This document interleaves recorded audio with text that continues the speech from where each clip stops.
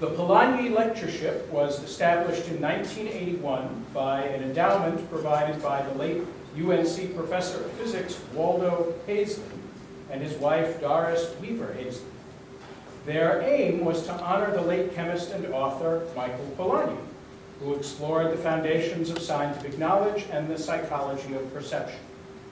We're tremendously grateful to the Paisleys for their generosity and their insight in sponsoring an event that has brought the sciences and humanities together so fruitfully over the years. I'm delighted to introduce the 2012 Polanyi Lecturer, Philip Kitcher, the John Dewey Professor of Philosophy at Columbia University. Professor Kitcher received his bachelor's degree from Christ's College, Cambridge, and his PhD at Princeton, where he worked with giants such as Carl Hempel and Thomas Kuhn. As a philosopher of science, he taught at Vassar and the universities of Vermont, Minnesota, and California at San Diego before assuming his present post at Columbia. He's a fellow of the American Academy of Arts and Sciences, a winner of a John Simon Guggenheim Fellowship, and a past president of the Pacific Division of the American Philosophical Association. Professor Kitcher has written on a staggering variety of topics, including the growth of mathematics, the nature of scientific explanation, the evidence for natural selection and against creationism, the nature of sociobiology, the relation of biology to physics, the social implications of the Human Genome Project, the development of morality, the role of scientific expertise in a democratic society, and the relation between science and religion, as well as Wagner's Ring and Finnegan's Wake.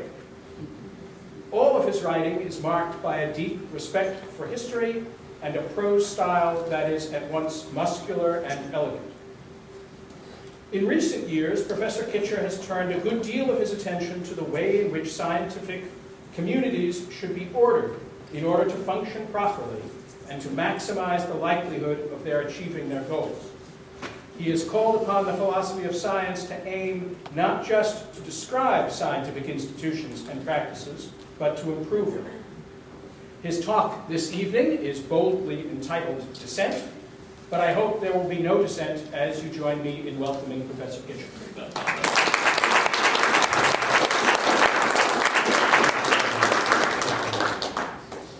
Well, thank you. It's a great honor and pleasure to be here. It's always a great thing to come to Chapel Hill. I've had some very, very good and illuminating times here. And it's wonderful to have the opportunity to give this lecture this evening. So, dissent, disagreement. These are not things that, in general, we like very much. In fact, some societies like them so little that they forbid all forms of dissent and try to keep opinion as it has always been. Orthodoxy must be preserved. But, of course, there are well-known virtues of dissent. Many people have thought that having dissenters actually contributes to inquiry, including scientific inquiry. And they've thought also that a healthy political life requires dissent. The most famous of these, or perhaps I should say the most famous couple in this area, are John Stuart Mill and Harriet Taylor. I include Harriet Taylor because Mill, in his lovely, moving dedication of On Liberty to Harriet Taylor's memory, she had recently died, describes her as having co-thought with him. So Mill says that we need dissent, we need diversity of opinion, because it has the advantages of opening up truths to us that we would otherwise miss, and of making us understand more clearly the opinions that we hold and the reasons for them. This is a lovely and worthy ideal. And it's tempting to think that there are serious internal advantages to dissent, whereby internal I mean within inquiry itself. There are reasons for thinking that from the point of view of a flourishing system of inquiry, a system of research, dissent is a good thing. Mill's reason: dissent at one time contributes to the attainment of true belief at a later time. So, in this sense, dissent is parasitic on the idea of eventual consensus. But there are others who take a more radical view. One of them, one of the bad boys of philosophy of science in the 1960s, Paul Feyerabend, wanted inquiry in natural science to undergo revolution in permanence. And he emphasized the importance of the play of ideas, the freedom to think differently. Now, interestingly enough, another figure who, from the perspective of the 1970s and 80s, was often categorized along with Feyerabend, Thomas Kuhn, took a diametrically opposed tack. For Kuhn, inquiry, scientific inquiry, only gets serious when people agree. And Kuhn brought into the language a new use of an old word, paradigm, which he greatly regretted. Paradigms are everywhere. Paradigm shifts are everywhere these days. But Kuhn thought of sciences as becoming mature when a group of people reached consensus, when they agreed on a paradigm. He didn't say so much about what one might think of as an external virtue, that is, something that's outside the scientific community itself, the virtue of helping people solve practical problems. I'm going to be interested in that as well as the internal virtues of inquiry itself. Now, there's been a problem here. There's something tempting about the idea that dissent is extremely valuable, and something tempting also about Kuhn's idea that consensus is extremely important. And so the natural thought is that we need a balance. We need some sort of social mechanisms within science, or possibly within the broader society, that encourage dissent some of the time and limit it at others. And so one might ask, what exactly is this balance? How much dissent would be valuable? When is it valuable? And what are good ways for getting the right amount in the right places at the right times? But before we go further, it's important to be cautious, and I want to step back and recognize something that anybody who thinks about the history of science is immediately going to bring into the picture. Namely, that when we think about the uses of science in solving practical problems, that's a relatively recent development. Technology, as it developed both before the Industrial Revolution and in the early phases of the Industrial Revolution, was not actually led by scientific developments. Technological progress was largely made independently of the physics and the chemistry of the 17th and 18th centuries. It's only really in the 19th century, when the chemical dye industry takes off, that you see the first really serious theoretically led technology. And then, of course, in the 20th century, science becomes embedded in technology and in engineering and in all sorts of public policy making. Now, one might think that technology perhaps could be managed without scientific inquiry, or in a Feyerabendian spirit, one might actually ask whether technology makes the world a better place. Does it really enhance collective human well-being? And both of those would be challenges to the idea that consensus is valuable for practical purposes. So you might engage, for example, in one of Feyerabend's very witty and amusing defenses of what he called Dadaism. Now, I think there's a rejoinder to this. It may well be that much of the history of technology wasn't guided by theoretical science or by much that was significant in scientific work. And it may also be that the growth of technology has not actually made human life go better, that technology has, in fact, hampered us, and rather than setting us free, has actually confined us in certain ways. All of those things are open to discussion.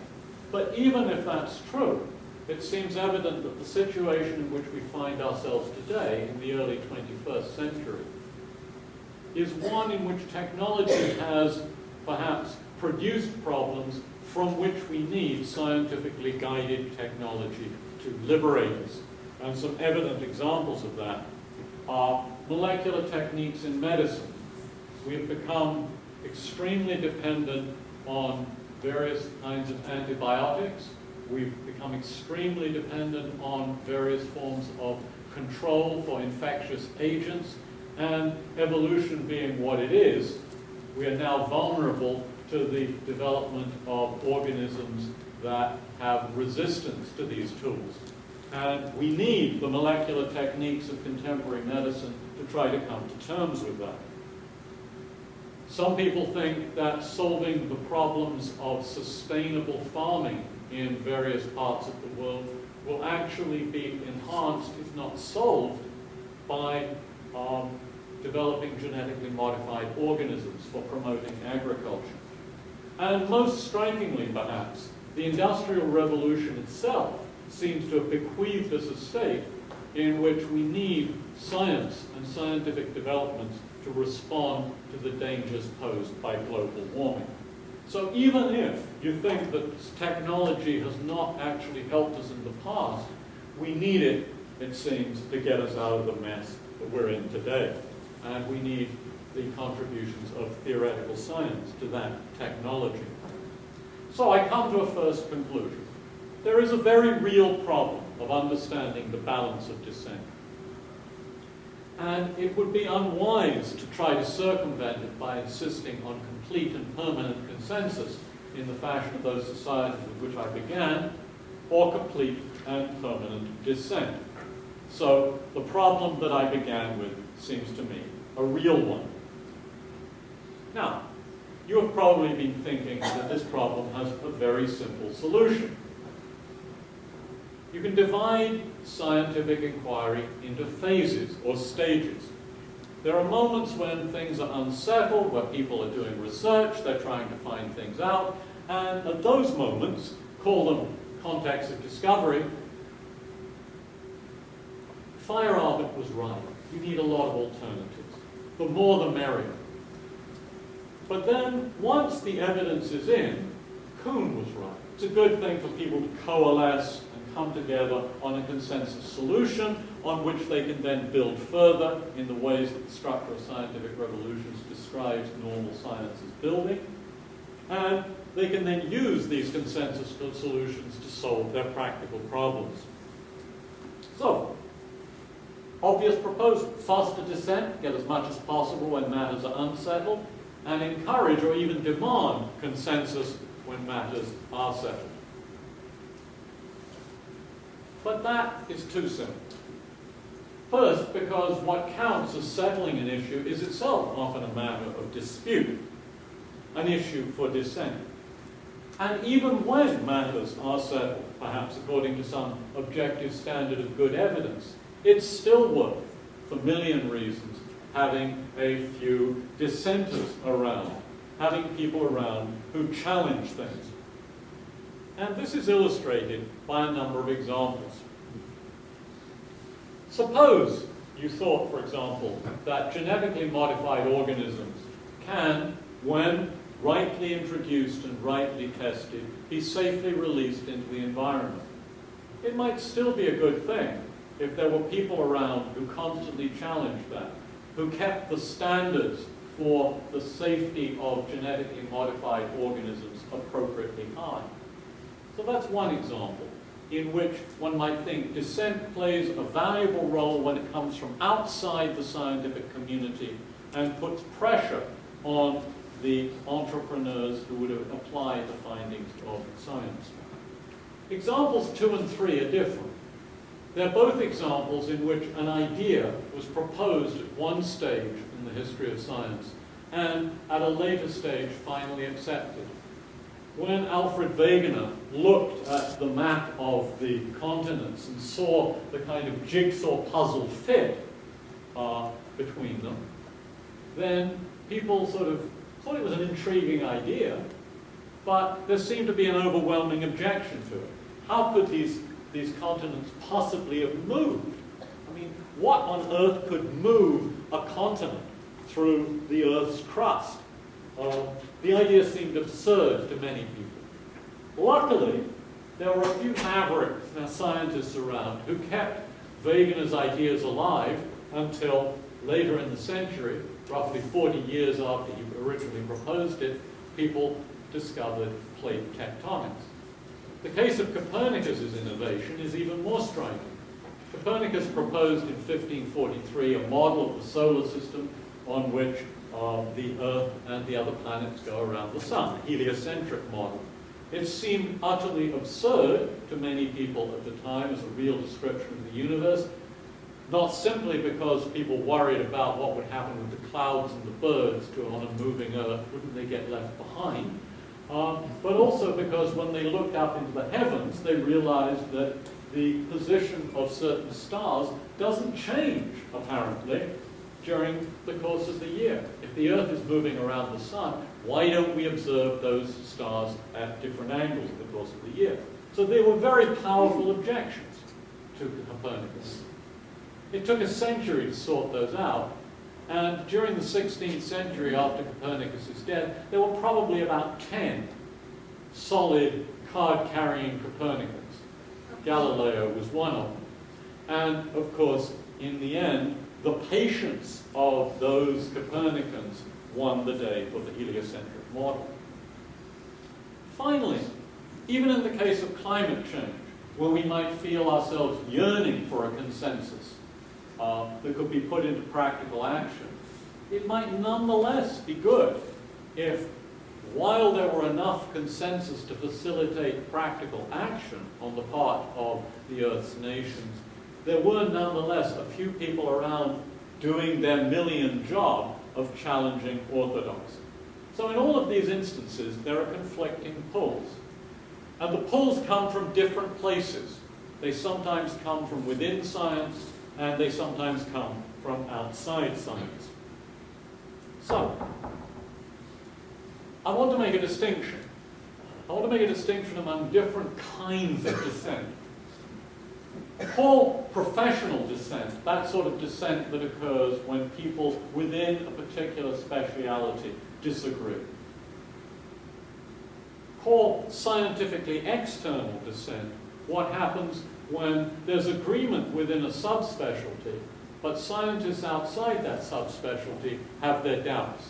People in other fields worry about what's going on. And call amateur dissent what happens when the scientific community is agreed on something, but the general public is skeptical. Now, the practical value of science and consensus on particular conclusions really depends on an alignment between the research community and the general public. If, in a democracy, theoretical inquiry is to guide policies aimed at resolving our problems, the scientific consensus has got to be transmitted to the public. The public has to understand it and endorse it. So in these cases, amateur dissent, if it is sufficiently widespread, can undermine the ability of inquiry to deliver its practical solutions. And that seems to be what's happening at the moment in a number of spheres. One of them, very obviously, it's been going on for a long time, is the resistance to teaching evolution in the public schools. As somebody who has fought this battle over a number of decades, I have to say this is not one of the world's great tragedies. It's an iconic case, a parade case, if you like, but it's not a big deal. The health of the planet is a big deal. And so that, it seems to me, is a really serious case in which the failure to achieve consensus promises great harm. Okay, so we need this kind of alignment. But there's plenty of amateur dissent around. And it's fostered, I think, in three different ways. First of all, through biases in the transmission of information from the scientific community to the general public. Second, through exercises in what I call scientifically external dissent. And I'm going to introduce a term for this in a moment, universal punditry. You'll see what I mean soon. And thirdly, because the public is often, today not in any position to appreciate the delicacy of the evidential considerations that surround these kinds of issues. So let's take these in order. The first source of trouble is that we have sort of information transmission systems that are biased in various ways. It's even worse than when they pretend not to be biased. Now, how does that come about? There's an optimistic scenario that suggests that if you're in the information providing business, there's going to be a kind of economic invisible hand that is going to keep you on track and providing good information.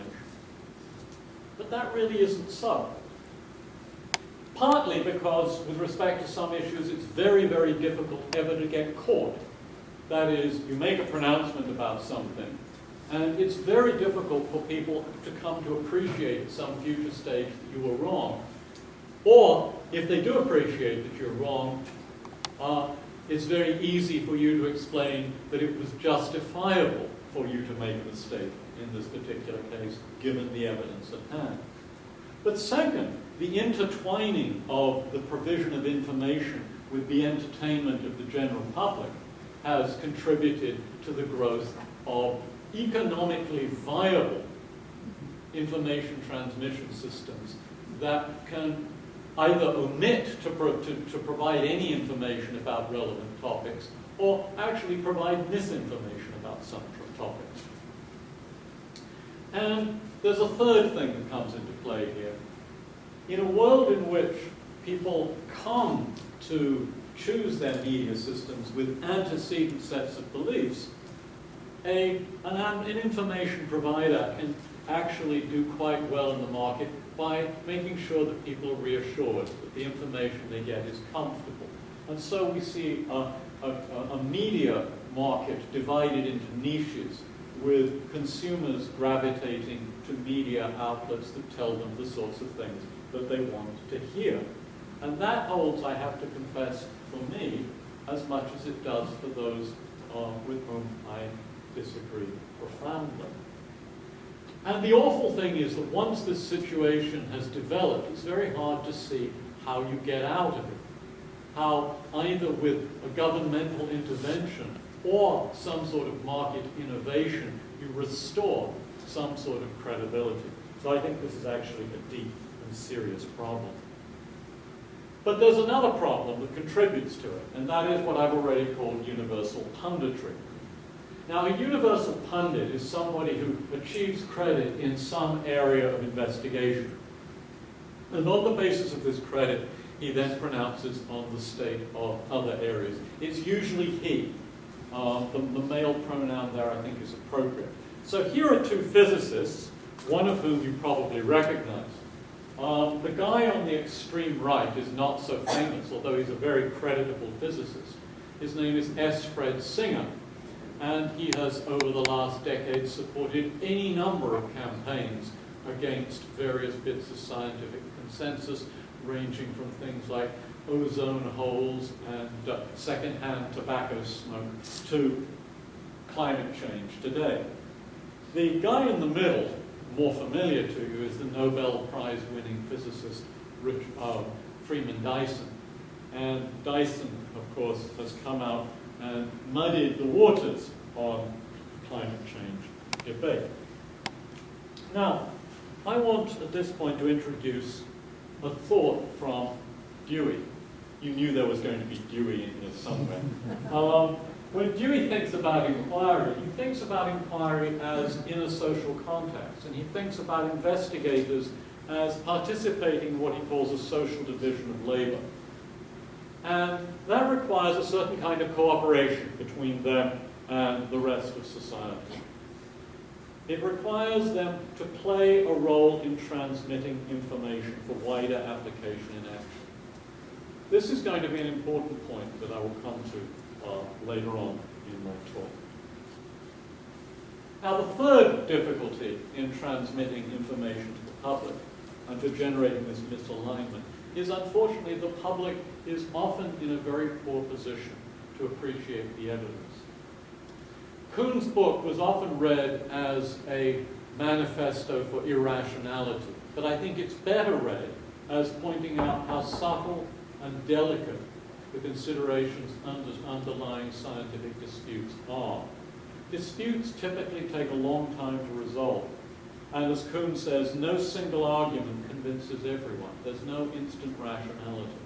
So you require great understanding and great patience on the part of the public if they are to trace the route that scientists have already traversed in coming to consensus. All of this means that things are not as simple as Mill believed when he thought that if you have free and open debate, everything will be well. An earlier defender of the freedom of the press was wiser in this regard. I can't resist reading this quote. It's too wonderful. And though all the winds of doctrine were let loose to play upon the earth, so truth be in the field, we do injuriously by licensing and prohibiting to misdoubt her strength. Let her and falsehood grapple, whoever knew truth put to the worse. And here comes the crucial phrase, in a free and open encounter. The great thing about the Millian idea of free and open discussion is that the encounter should be free and open and equal. That is, the playing field on which the positions compete for one another should be fair, and the spectators should be in a good position to make judgment at the end of it. If those conditions are not met, the idea of free debate is not living up to the ideals and goals with which it's advertised. And that, I'm afraid, is the predicament in which we find ourselves today. So, first of my second level conclusions. Public debate is not always apt for the crafting of wise policies, nor is it always conducive to the deepest democratic values. It can leave people deeply confused, as they are confused in the climate debate, about where their deepest interests lie. And second, and here is a point that I'm going to try to develop later on, that institutions within our society can evolve in ways that put pressure on one another, with consequent interference with valuable functions. So economic arrangements of various kinds have come into interactions with our systems of inquiry that interfere or block the transmission of valuable information that the public needs. That's an example of this kind of friction among our social institutions. Now, I want to explore all of these problems one level deeper. I want to look within the scientific community at some of the features of that community that seem at first sight rather promising, and yet on closer inspection raise really troubling questions. So let's start with Dewey's idea of a social division of labor. Dewey's thought is that there are these people, experts, who investigate various things and then provide information for others. And they provide the sort of information that the others need. That's an important point. Call this the division of epistemic labor. It's almost certainly ancient. It's almost certainly a feature of all human societies, even the most primitive ones, or the ones that are closest, we might say, to the condition of our ancestors. Even in small bands, living by hunting and gathering, information is probably brought into the group from people who go in different directions each day and report on the presence of dangerous animals or on the presence of various resources in particular places. It may even be available in non-human societies as well. Division of epistemic labor is, I think, a very deep part of the human condition. We have to be able to trust one another, of course, in order to take advantage of this. And trust of one another in these kinds of epistemic situations is, I think, essential. A functional system of public knowledge becomes even more important in a complicated technological world and in a democratic society. Because in that society, the ways in which people set their goals in response to the things that they deepest and most centrally want, like the well-being of their families and their descendants, depends crucially on their knowing the kinds of factors that will affect the future that their children and grandchildren will have. I allude, of course, to the climate debate again. So a functional system of public knowledge is really important for us. Now, contrast the division of epistemic labor, different people pursuing different lines of investigation and pooling knowledge, with what I've called before the division of cognitive labor, which obtains within an area of research. It's part of an attempt to solve problems, and within this particular subcommunity, as I've said, the diversity of approaches is often valuable. If we want to solve problems about a particular disease, it's good to have some doctors working on one approach and other doctors working on a different approach. And as a matter of psychological fact, diversity in approach may presuppose difference of opinion, that is, dissent. This is, I think, a tempting and plausible idea. But that immediately suggests that there may be a conflict, because the generation of dissent that we need to get fruitful division of cognitive labor may then threaten the division of epistemic labor through producing a situation in which experts seem to disagree with one another in a way that undermines trust, so that knowledge can no longer be transmitted from the community that's reached consensus to the general public. It isn't necessarily the case that that should happen, because it might be the case that scientists were reflectively self-conscious and moved by the public good, that there were norms in place that, as it were, guided them to make their efforts in such a way that they wouldn't interfere with the valuable accumulation of knowledge, which presupposes dissent, and the valuable transmission of it, which seems to presuppose consensus. It might be the case that division of cognitive labor is fostered by altruistic choice of research programs.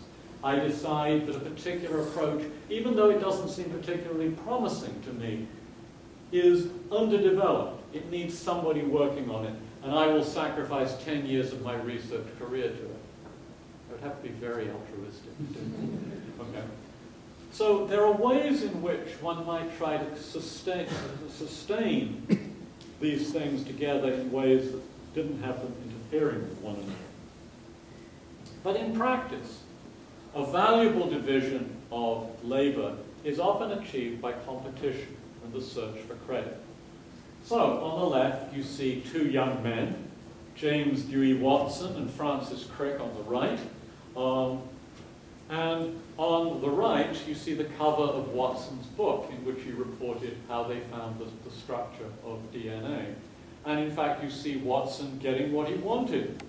There he is shaking hands with the Swedish king in Stockholm as he receives his prize. Competition and the search for credit is what drove Watson and Crick. It's manifest, it's naked even in the double helix. And you can see Watson deciding against pursuing the sort of approach that was being undertaken by his rivals in London, the team effectively led by Rosalind Franklin, and deciding to do something different and trying to get as much information as he could from the rival group to foster his own attempt. Okay, now there's a simple way of understanding this, a simple way of modeling the behavior that obtains in the Watson case. And here it is. Imagine that two methods are available to a scientist or a group of scientists. And just assume that if somebody works on a method, then that method has a chance of success associated with it. Could be 0.5, could be 0.7, could be 0.2, and that doesn't vary even if you add more people. That's a very implausible assumption, but it doesn't. But you can make a more complicated model that dispenses with that assumption.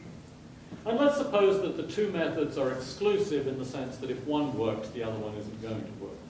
And let's suppose that the first method has the higher probability of success.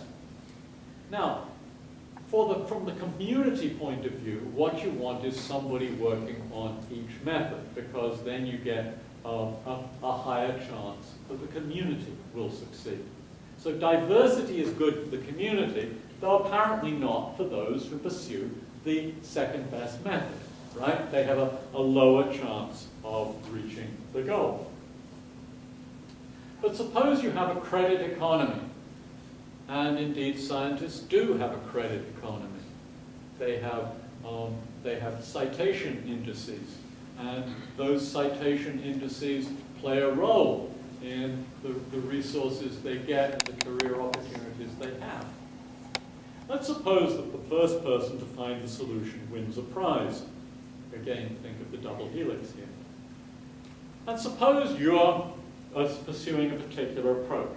Now, your chance of winning the prize, you might say, is roughly as good as everybody else who's pursuing that approach. So, in effect, you have a ticket in a lottery. And if your method succeeds, somebody is going to win. And the chance that you're going to win is dependent not only on the overall chance of success, but on the number of people who've also bought into that method. Your chance of success, then, is the chance that the method will succeed divided by the number of people pursuing the method.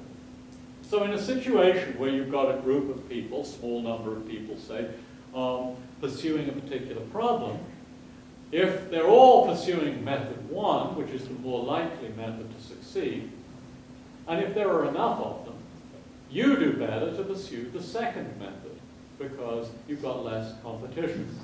And the algebra is very simple. But just imagine that the probability the first method will work is 0.7, the second method will work is 0.2, and that 6 people are already pursuing the first method. So the effective chances are a little bit more than 0.1. If you go for method 2, that's 0.2, and you do a bit better. So the credit economy encourages diversity.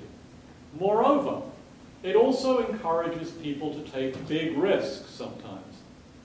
You don't just want little dissenters in science. Sometimes you want really, off-the-wall dissent. Anybody who's ever edited a journal, philosophy of science journal, as I once did, or a science journal, knows the phenomenon.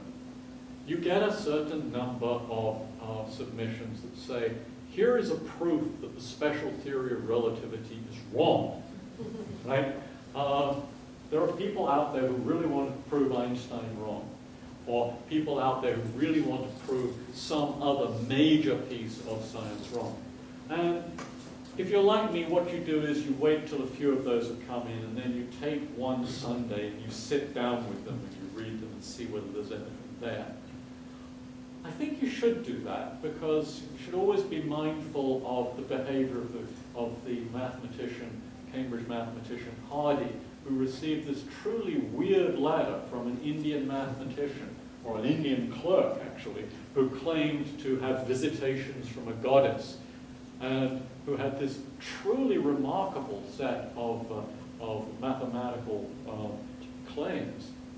Hardy took a good look at those. And it was a good idea that he did because Ramanujan really was a genius. Now, you want some real mavericks. And so divide scientists into conformists and mavericks. Conformists are people who work within the traditional framework, and mavericks, just run against the most basic assumptions. Most of them are going to have a terrible time. They're going to end up being dismissed as cranks or worse. But a tiny fraction of them will actually transform the field. So why are there mavericks? Because the payoffs for being a maverick are really big. It's not just the Nobel Prize. It's, being enshrined in the history of science when you overturn Newton or Darwin or Lavoisier or Einstein or whoever. So even if the chances of winning are low, there's a big payoff. Once again, the credit model seems to work nicely. The trouble is, the credit economy has its downsides. If you're in a competition for credit, then what you don't want to do is share your findings with others, because that helps them and gives them, as it were, a free ride on what you've already done. It may also tempt you to cut corners. You want to get your results out into the public domain as quickly as possible. You know you should do this extra experiment, but you can predict how it will work. So maybe you don't even bother to do it at all. You report some results, or you tidy up some of the results that aren't quite conclusive enough. You trim a bit here and fudge a bit there. It seems to me that the credit economy is at least partially responsible in many of the recent cases of scientific misrepresentation and fraud. But a third downside of the credit economy is that it may lead you to seek public credit when professional credit fails. So imagine yourself as a scientist within a community, having defended a particular unpopular view, and having had that view rejected by your colleagues. Well, you can go public. You can say, the consensus on all of this is premature. I'm an expert, and I don't go along with what my colleagues are saying. This, I think, is the sort of thing which is going on in some of our contemporary debates.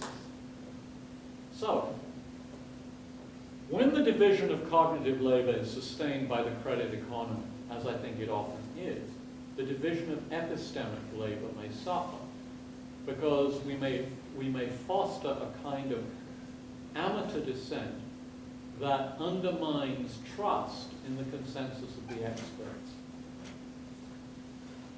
And that may have, if it's cumulative, a very broad effect. People may come to distrust expertise in general, in a wide variety of ways. I don't think that the United States is there yet, but at least there's beginning to be, in my reading of the public response to science, in some quarters in the United States, a significant range of distrust of experts. So how do we solve this problem? I've given you a diagnosis, not a diagnosis really of the whole problem, but a part of it. I think there are two aspects to it. We want to ensure that dissent plays a positive role within inquiry, and we want to prevent dissent from creating disharmony between the views of experts and the broader public. And I think the way to do this is to require limits on dissent. And I think the solution is actually implicit in that quote that I've used from Dewey. Think of investigators as playing a social role. Scientists don't think of themselves often in this regard, but I think they should. I think scientific self-consciousness should have as part of it the idea that you're part of an enterprise that plays a very broad and important role in society. I think even philosophers should actually think about themselves in this way too. And there's a special role that dissenters play, and that should also be something of which they are self-conscious. And the rights and responsibilities accruing to that role should be investigated and defined and understood. So, dissenters have rights. In many areas of inquiry today, I think dissent tends to be marginalized, not because there aren't people in the community who raise objections or suggest variant approaches, but because they don't get the opportunity to do the sorts of things that would help them articulate their ideas and confront their colleagues with fully worked out versions of those ideas. So, it seems to me that dissenters ought to have access to technological devices, systems of social support, and so forth, that enable them to articulate their ideas. And they also need a forum for presenting those ideas. We can institutionalize dissent by giving by giving it a clear role to play and a clear opportunity to play that role, and to bring its conclusions before a tribunal of peers. There are also responsibilities of dissenters. One of them, and this is where the solution to the part of the problem that I've been working towards comes in, is to require dissenters, make it clear that dissenters have a moral responsibility not to issue public challenges to the consensus within their field. They are members of a team, and that team is playing a social role. And they should be good team players. And after they've had their opportunity to present their dissenting views, if they cannot convince their colleagues in an appropriate forum, then they shouldn't muddy the waters. They also have another responsibility.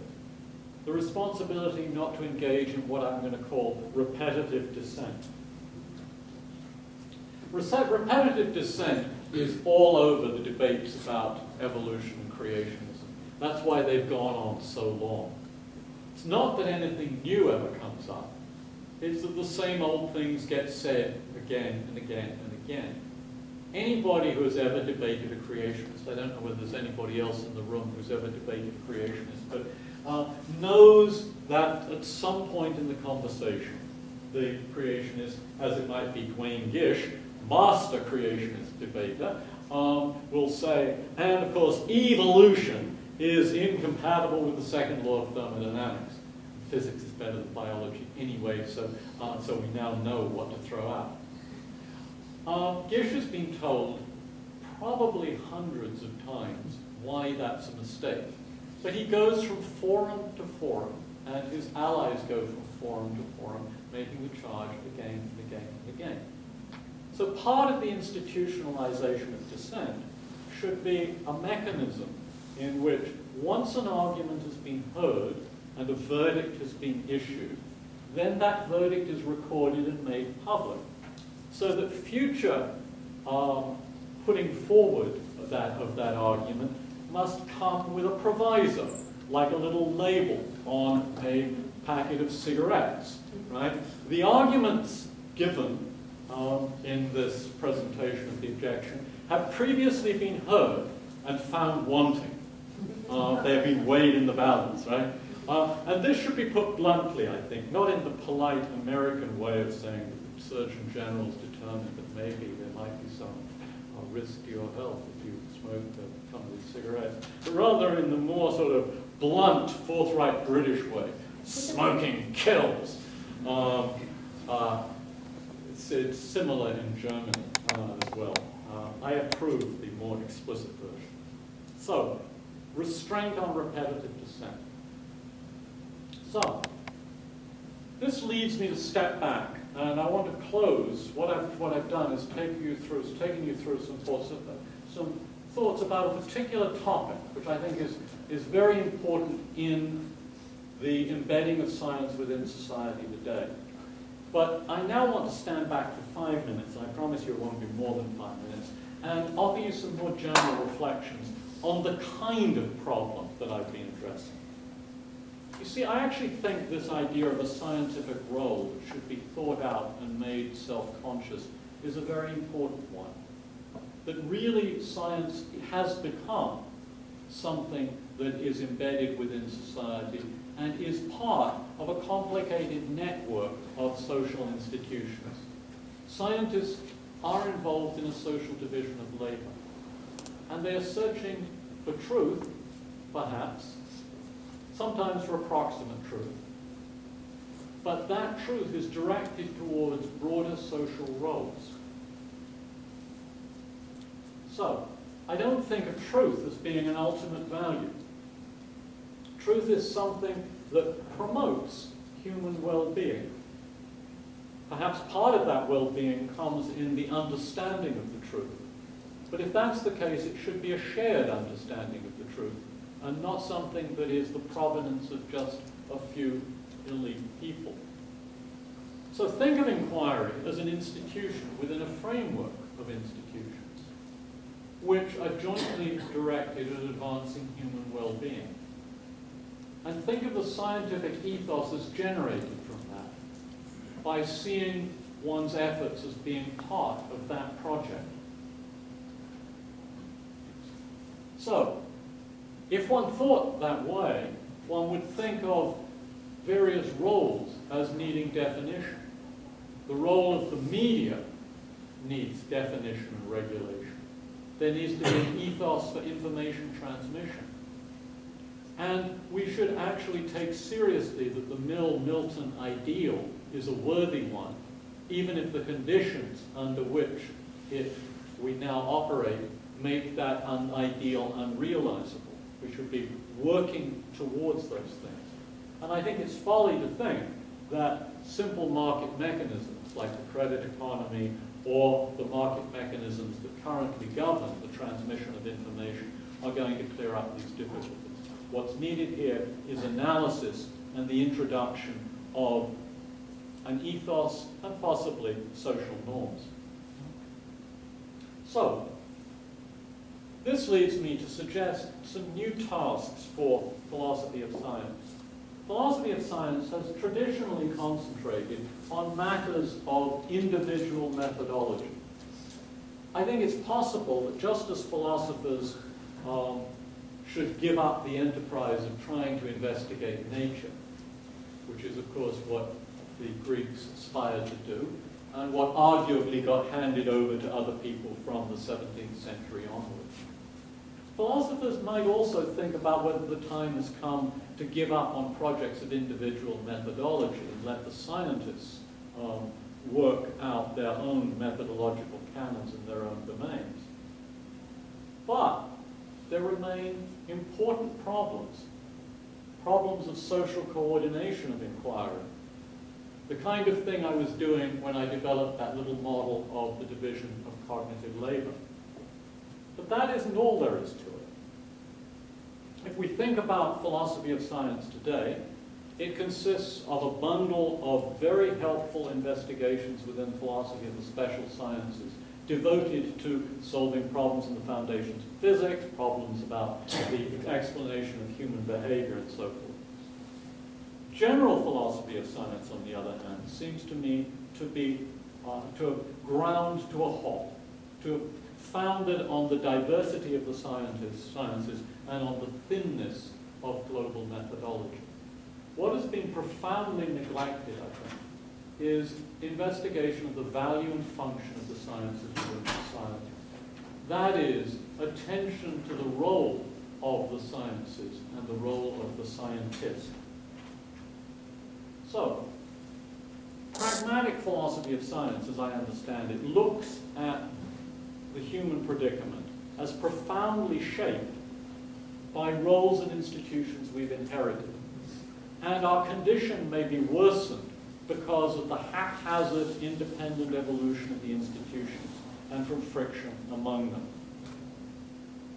So, for example, the science that we have today is a social institution that grows out of the efforts of people in the 17th century who, like members of the Royal Society, thought that scientific investigation should be the efforts of gentlemen, free and unconfined.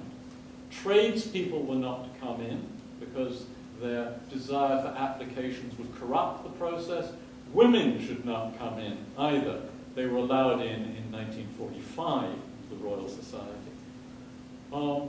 This ethos is developed haphazardly. Scientists' own self-consciousness is a product of all sorts of historical contingencies that need to be rethought in the modern world. Furthermore, science today has become embedded in a competitive market economy, which strains the ability of the sciences to play their valuable role in public knowledge. And further, another conflict of institutions, scientific inquiry has come to bear in unanticipated ways on important institutions that cater to deep human needs. And here, I think, is the really deep problem that often goes under the name of the science-religion conflict. So, my concluding conclusions. I think an important task of philosophy is to try to identify these value conflicts. and to try to identify the problems that arise and the limitations that are imposed on our lives that come from the unthought out evolution of our social institutions and the friction between them. Philosophers, I think, have the opportunity and the responsibility to facilitate discussions that are aimed at analyzing these problems and solving them. And for philosophy of science in particular, I think the central task for us today is to try to understand the embedding of science within our society and to do what has so long been neglected in the philosophy of science, to attend to its ethical, social, and political dimensions. I've tried to do that in a very preliminary and rather surface-scratching way with respect to one problem and complex of problems. But the enterprise needs to be taken far further, and it also needs to be pursued, I think, far more broadly. Thank you very much.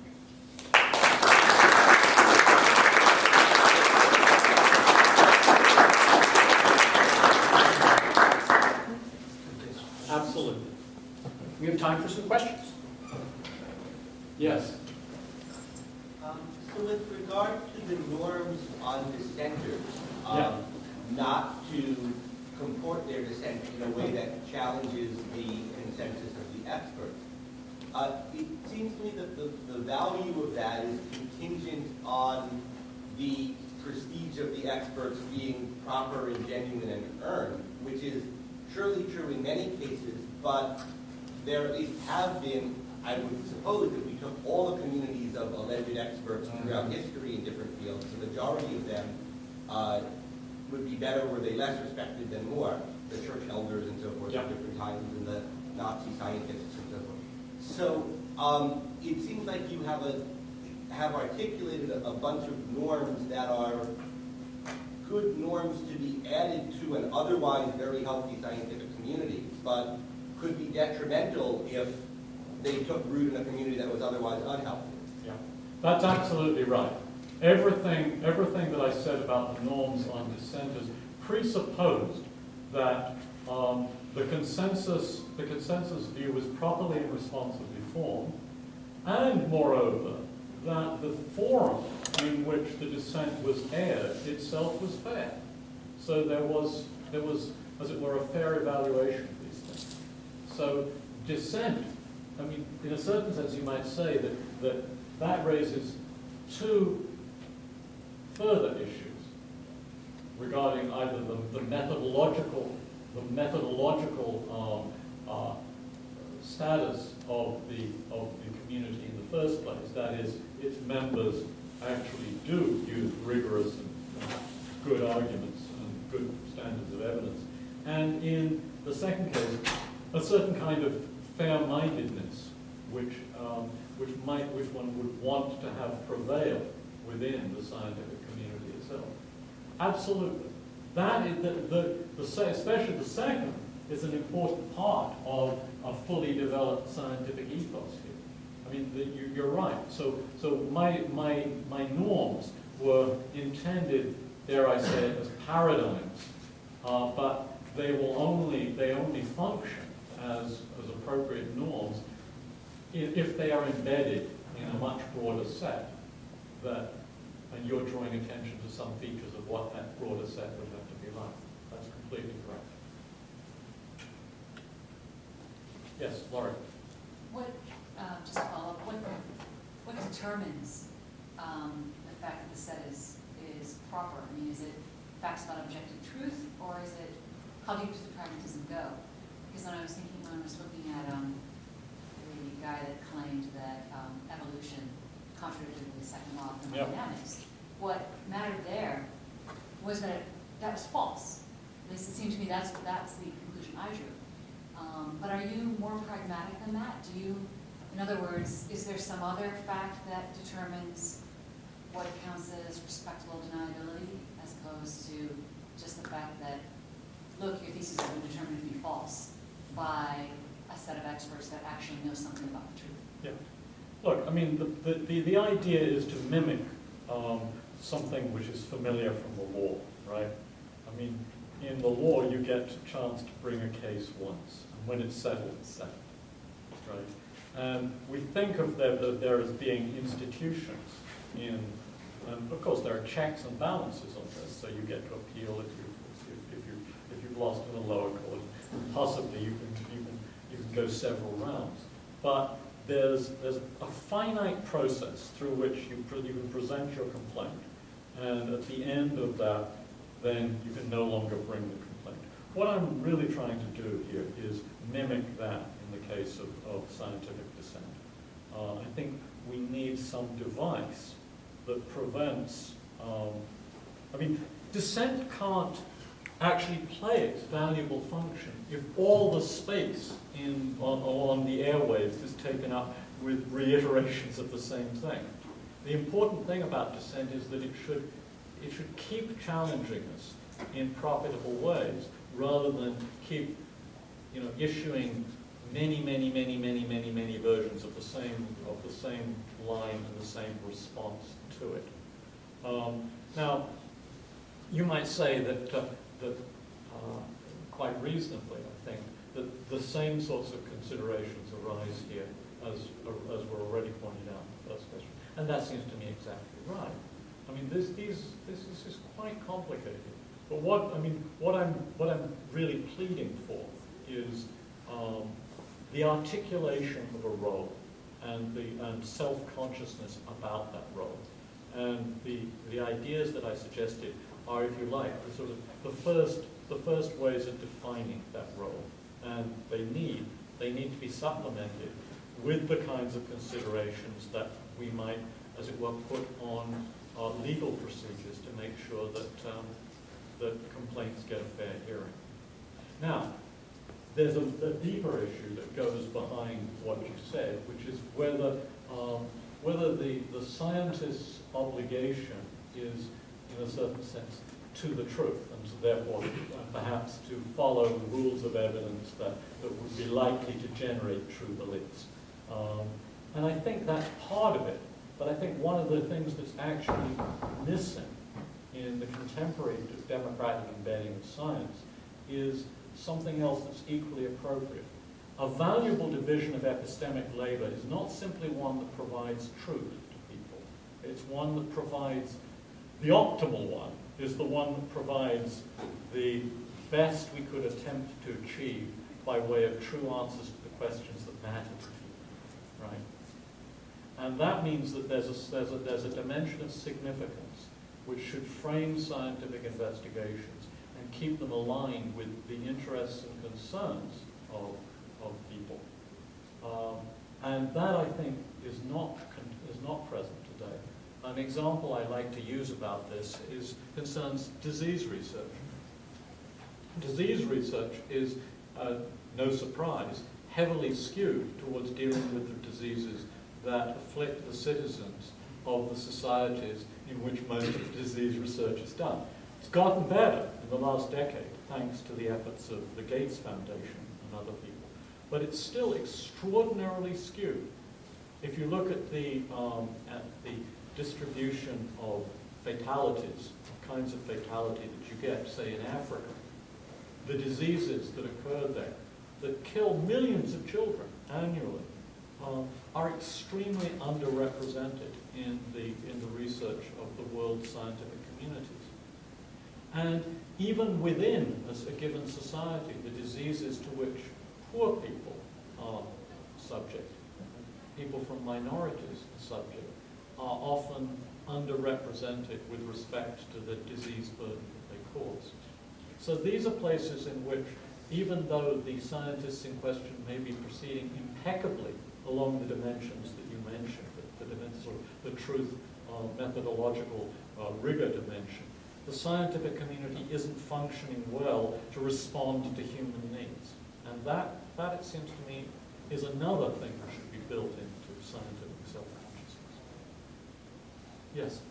I represent probably the public and a dissenter, but I've been concerned about the influence, probably in this century before, of the military and the government on scientific research, whose main purpose was not to benefit individuals, but the military itself and the power of the government.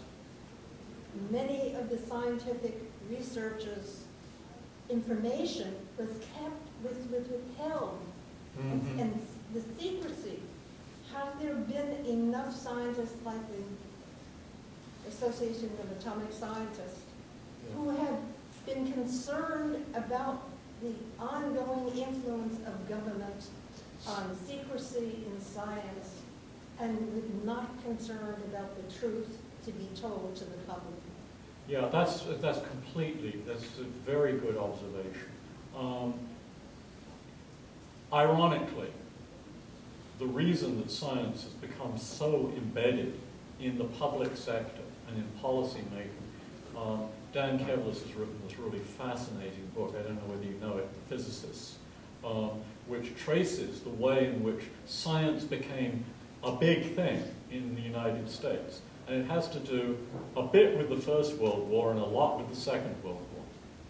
And the idea of the National Science Foundation itself it's no accident that the National Science Foundation gets founded in the wake of the Second World War. And it's no accident that it's at that moment that Vannevar Bush can make his argument for public investment in science. Now, he does it very cleverly. He says this is a matter in part of our national defense and in part of innovations that will improve the health and well-being of all Americans. It's very, very interesting to read that document because it is a nation-centered document.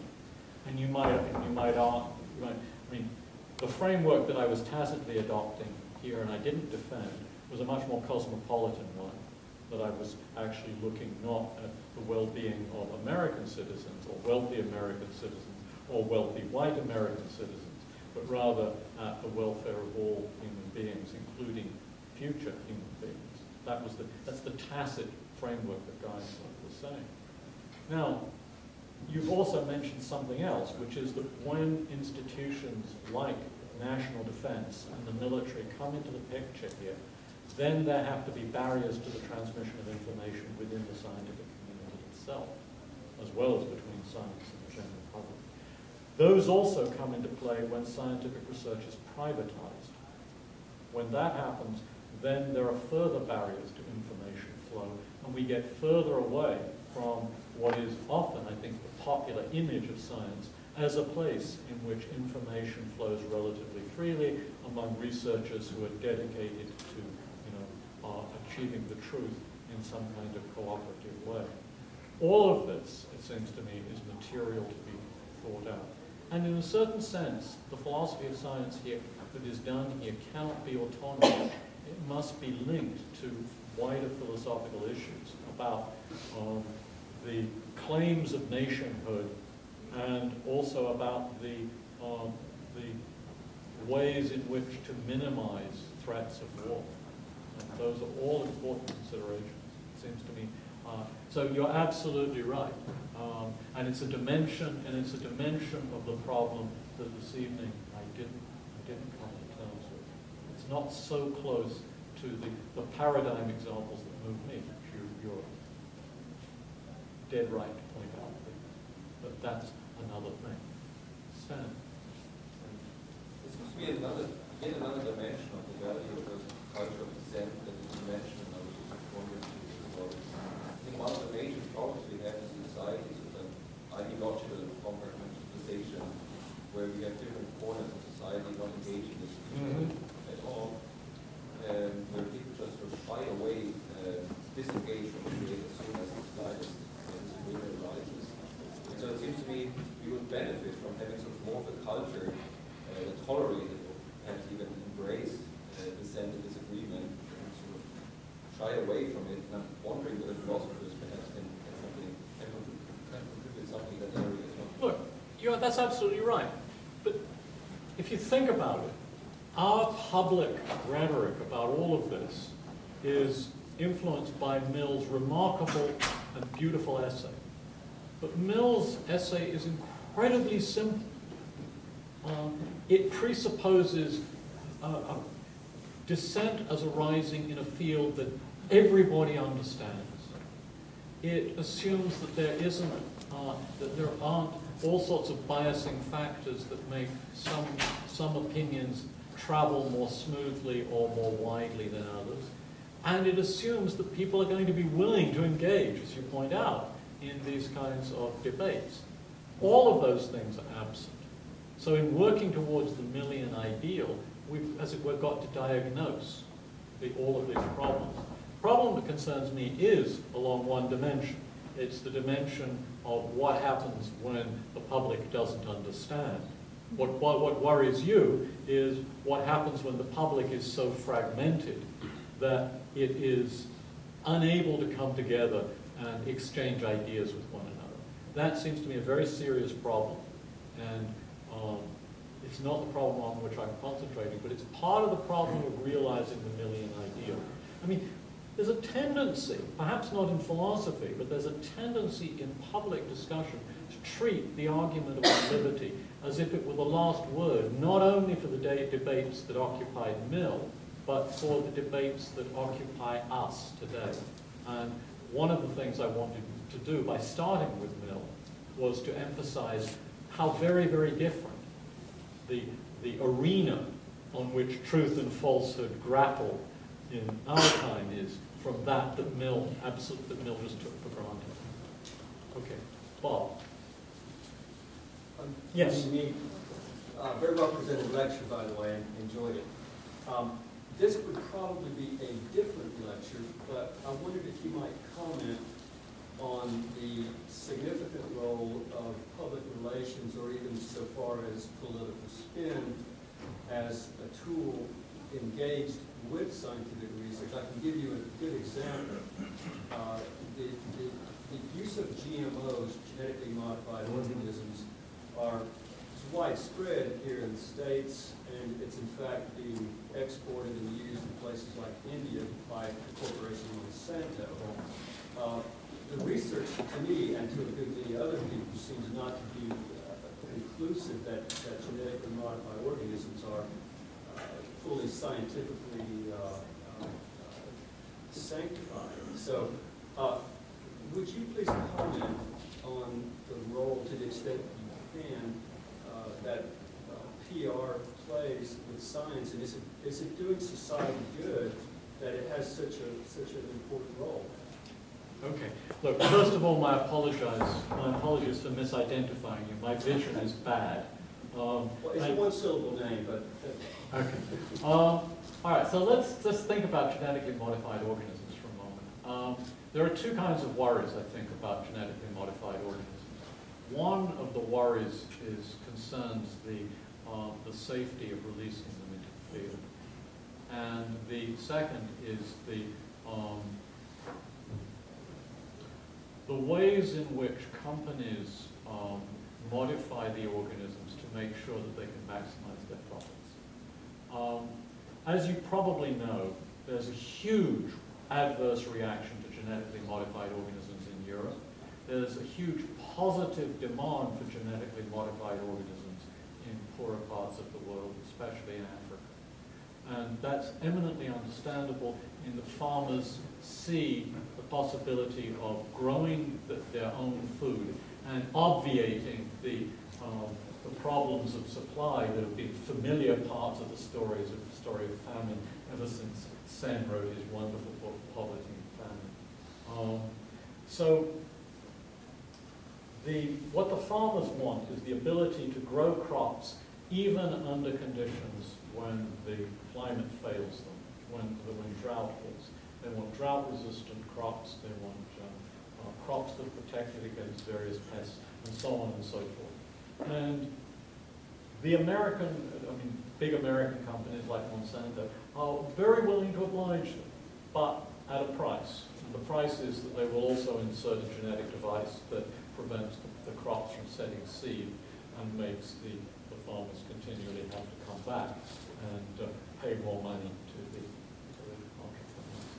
Now, this is plainly problematic because the market mechanism here favors a policy of trying to extract the very maximum that you can from the poorest people in the world. So you We want to set the prices at the point where they will, as it were, they'd stop paying if you went any higher. And that obviously is, if you think about it, yet another transfer from the poor to the rich. Okay, now that's not the issue that tends to be focused on in many of the debates. The issue that tends to be focused on in many of the debates is this issue about safety. And when you're talking about issues about safety, spin and PR come into play.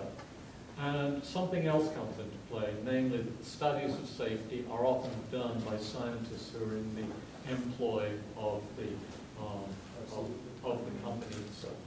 And so what you really need, what is clearly the case, is that you need very careful trials of these things, which are independently scrutinized. Now, to some extent, the mechanisms for this are already in place. It's not, even though much scientific research is done from within these companies, there are still typically scientists from the Department of Agriculture and so forth who go in and scrutinize these things. Whether the standards are set high enough, I don't know. But what seems to me very clear is that the problem of genetically modified organisms isn't itself distinctly different from the problem of agricultural standards in general. After all, people are always introducing new crops, and it's a good thing that they're always introducing new crops. We don't want agricultural innovation to stop with what we've got now. And genetically modified organisms are just new crops that are produced in a particular way. It's not that they have something insidious about them that is going to make them more likely to wreck the environment or cause harm to people. It's that they're just produced by a particular technique. So we need a mechanism for ensuring the safety of new crops and for inspiring innovation in the development of new crops. And the task of, as it were, the outsiders is to make sure that the standards are set so high that we don't start releasing into the environment things that are going to spread and cause evolutionary processes that then prove disastrous for us. So that, now, in all of this, of course, there's massive amounts of distortion of message that comes through the advertising of various things. We have now solved the problem of frost-resistant oranges or something like that. This is the stuff of which advertisers dream, and of course they will skew the public perception of these things. That's just another instance of my problems of transmission of information. Yeah.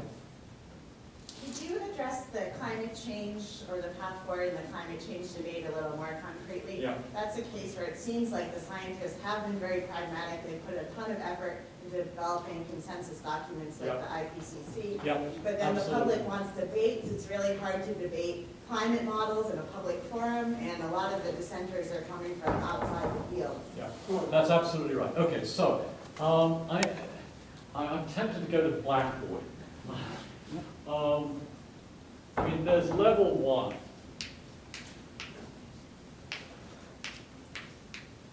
Is anthropogenic global warming real? At that level, the debate should be over. Okay? Should be over, but it's still happening. There's level two. What are the predictable risks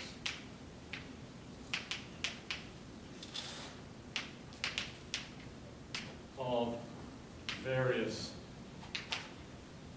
kinds? And here, what I have in mind are things like drought, agricultural disruption,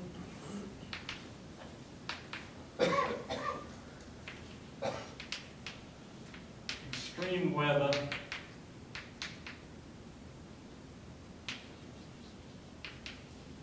inundation, etc., etc. All right.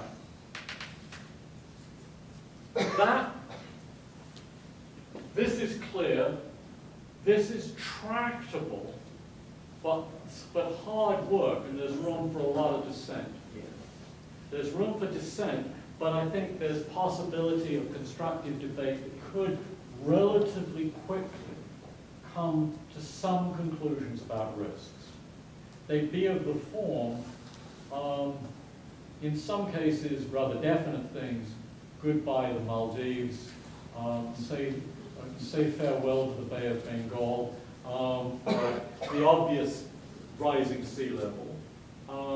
There are things that are slightly less probable, but still pretty probable, like the inundation of the Central Valley in California, the turning of the southwest of the United States into pretty much an arid wasteland.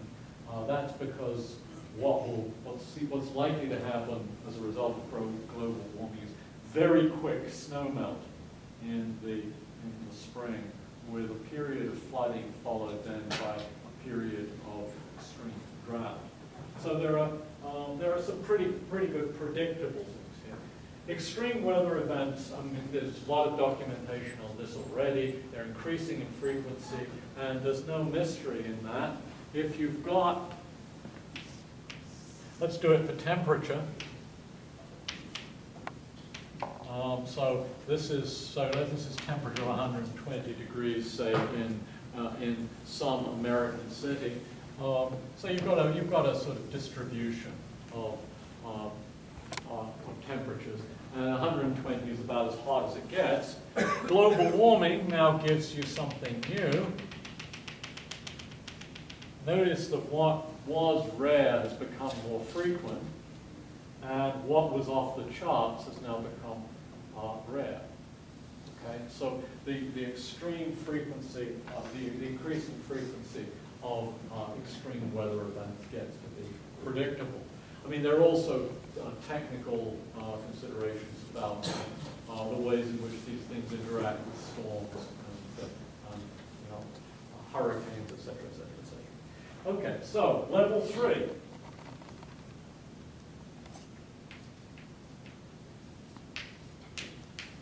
What are the costs of mechanisms to prevent further warming? Now, at level 3,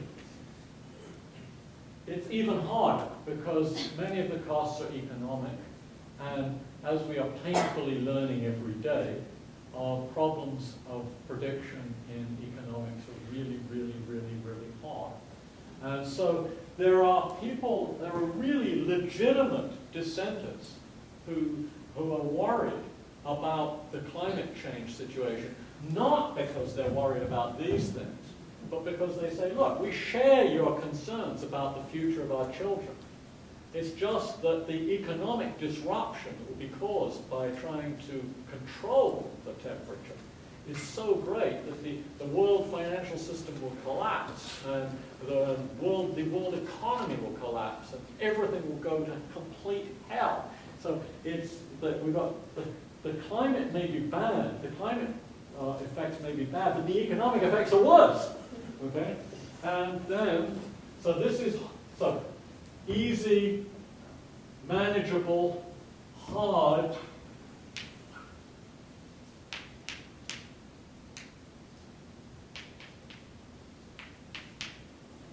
really hard. Just to follow up, we're losing ground on level 1 now. Like, you look at all the Republican presidential candidates, none of them acknowledge level 1. So what do we do? That is my point. So you asked me concretely to say what, I mean, the point is that what I'm talking about when I'm talking about the disadvantage of dissent is manifested at level 1.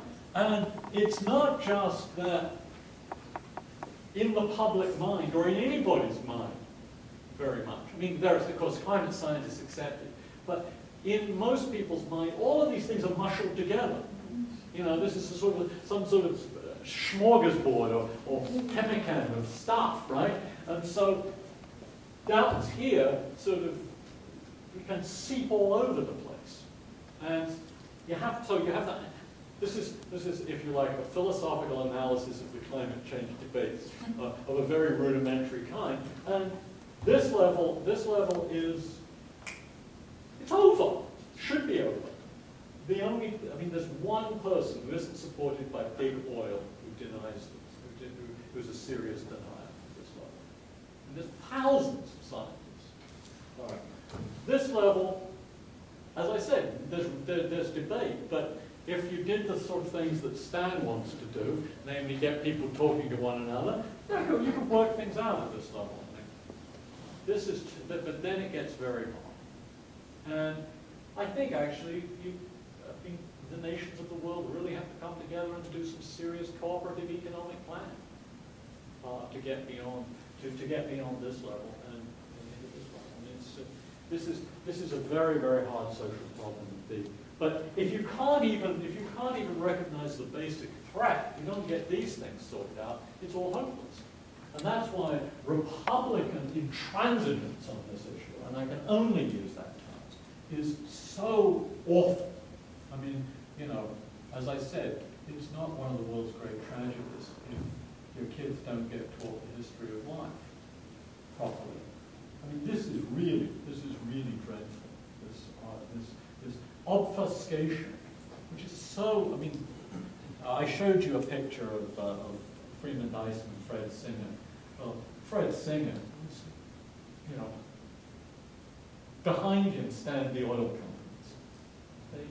They're pouring money into this stuff, and of course it's created a public situation of enormous muddle. So thank you for the question.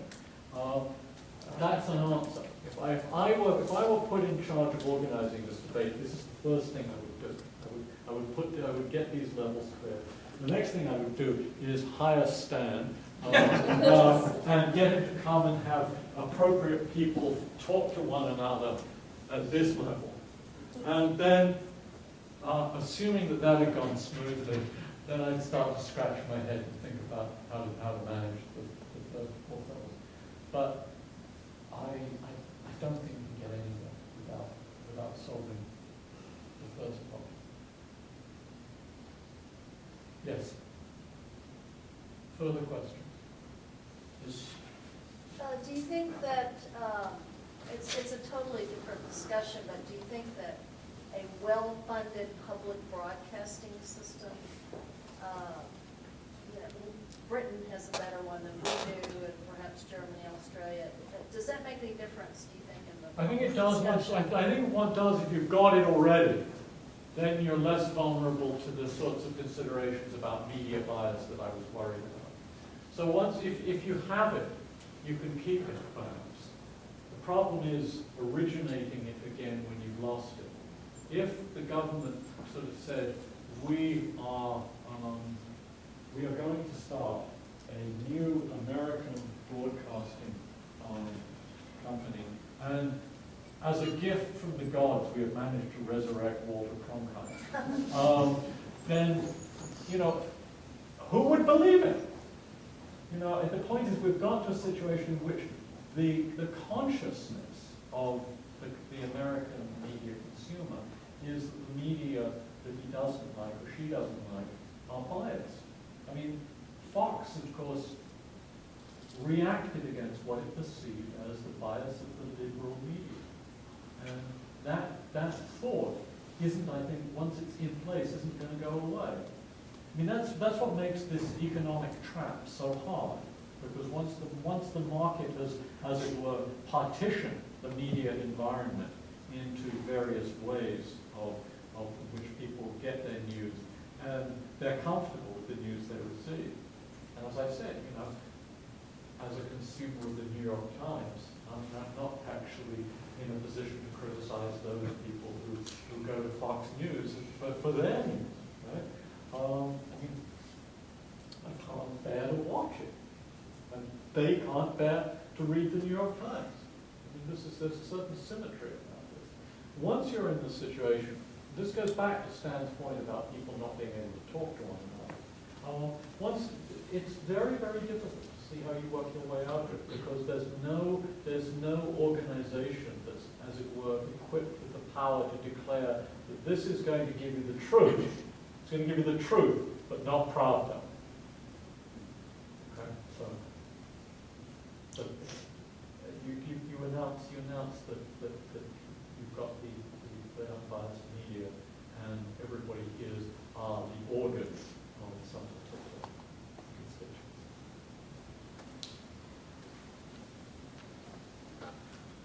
Do you want to take one more question? I'll take one more question. Okay. Given that you're in a public research institution right now, could you just speak generally about the role of public education of science in forming a more informed public and the future generations that will be a part I of think this? I think it's very important. Look, I've thought about this, and in my book, Science in the Democratic Society, I talk a bit about this. I don't know enough about philosophical issues in education to say anything with any great authority.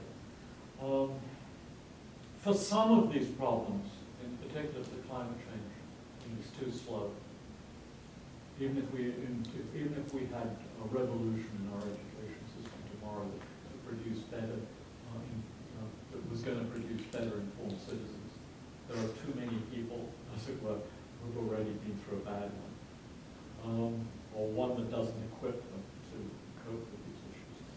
I'm inclined to think that a better system of scientific education would start kids off with the ability to go on as professional scientists if they wanted to and have the aptitude to do it.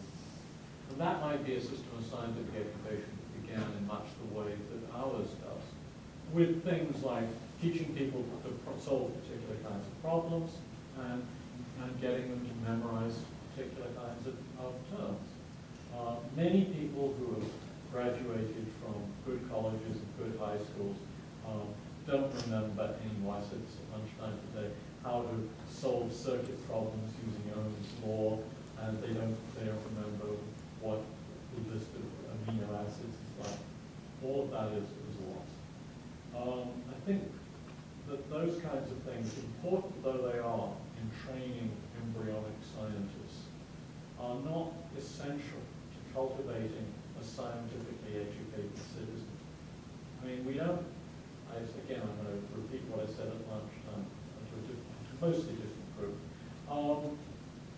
I think that we have to take seriously the issue of scientific literacy in the way that people take seriously literacy with respect to poetry. We teach people how to read poems. We teach people how to read history books. We don't teach people how to read works of science.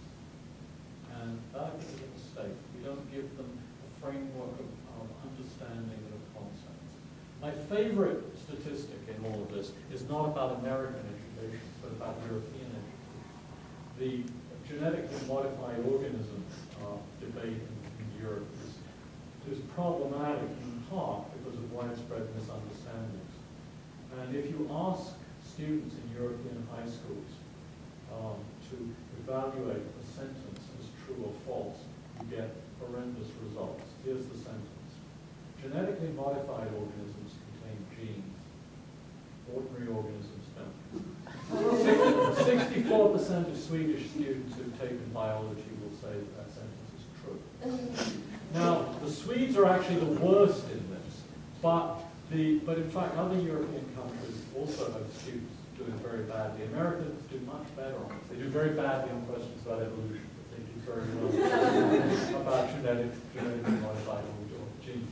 Now, if you have that picture, then you think that genetically modified organisms are these insidious things. They've got these little awful beings inside who are going to go, get out, and suddenly turn into little demons in the environment. And that lies behind a lot of this, distorts the debate. So there's a kind of conceptual grasp that scientific education ought to give, which I think it failed to provide, both in the United States and in other parts of the world.